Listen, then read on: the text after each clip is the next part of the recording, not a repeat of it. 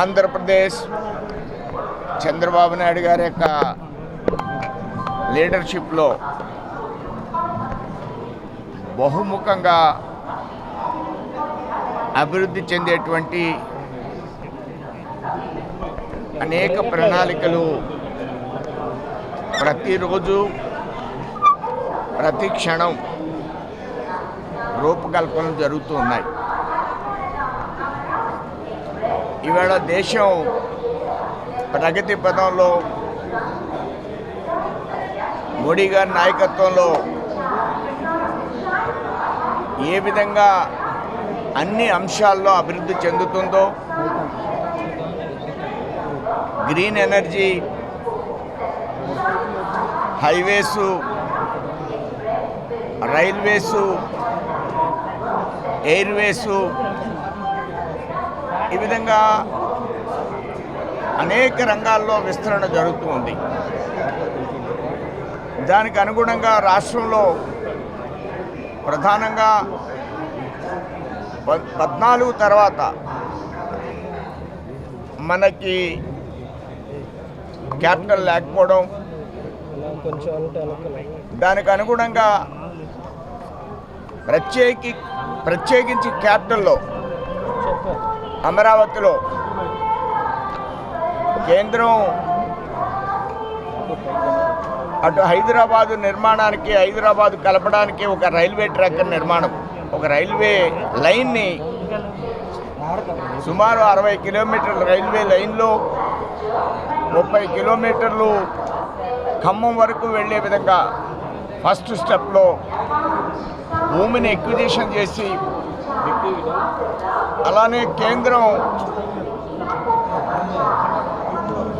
6 రోడ్లను 6 వేస్ని 70 మీటర్లే అనుకున్న దాన్ని 140 మీటర్ల రోడ్లో 16,000 కోట్ల నుంచి రేటు పెరిగినప్పుడు కూడా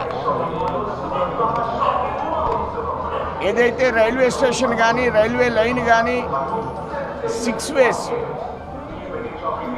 ఇవన్నీ కూడా మనం ప్రధానంగా చర్చించవలసింది, ఆలోచించవలసింది. ఈ క్యాపిటల్ని ఒక అద్భుతమైనటువంటి నగరంగా తీర్చిదిద్దాలి.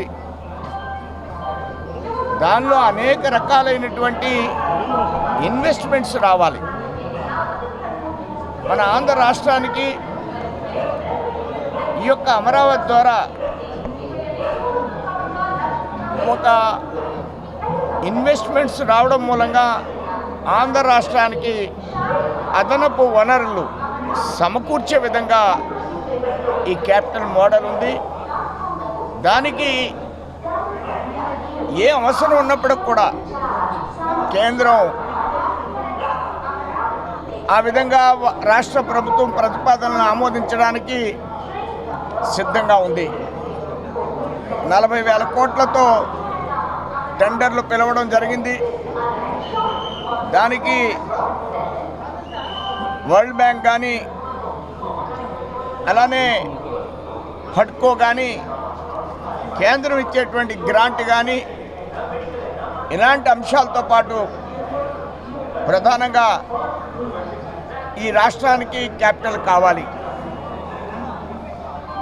అలానే విశాఖపట్నం అభివృద్ధిని కూడా అన్ని కోణాల్లో, రాష్ట్రంలో మిగతా ప్రాంతాల మీద కూడా కొంత దృష్టిని కేంద్రీకరిస్తూ ఈ రాష్ట్రాన్ని ఒక సమగ్రమైనటువంటి అభివృద్ధితో ముందుకు తీసుకువెళ్ళాలనేటువంటి లక్ష్యంతో ముఖ్యమంత్రి గారు, పవన్ కళ్యాణ్ గారు, నరేంద్ర మోడీ గారు ముగ్గురు కలిసి ఒక ఆలోచన చేయడం, అలానే రాష్ట్రంలో పారిశ్రామికంగా అనేక రంగాల్లో మెటల్ దగ్గర నుంచి,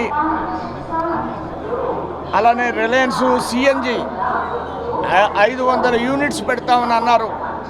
ముందస్తుగా 100 యూనిట్స్కి ప్లాన్ జరుగుతుంది. ప్రతిరోజు ఏదో పరిశ్రమ ఆంధ్ర రాష్ట్రానికి ఆలోచన జరుగుతూ ఉంది. అటు ముఖ్యమంత్రి గారు కానీ, ఇటు ఇండస్ట్రీస్ మంత్రి కానీ, అటు లోకేష్ బాబు గారు కానీ, ఈ విధంగా ఒక ఇండస్ట్రియలైజేషన్ రావడం మూలంగా ఎంప్లాయ్మెంట్ జనరేషన్ రావడం జరుగుతుంది. అలానే కేంద్రం పోలవరానికి సంబంధించిన నిధులు ఇవ్వడం, రాష్ట్ర ప్రభుత్వం దానికి అనుగుణంగా అడుగులు వేయడం. దాంట్లో మీ రాంబాబు గారు అస్తమానం దీనికి ఎత్తు తగ్గిపోతుంది, దీనికి ఎత్తు తగ్గిపోతుంది అన్ని టెక్నికల్స్ మాట్లాడతారు తప్ప వాళ్ళున్న 5 సంవత్సరాల్లో పోలవరం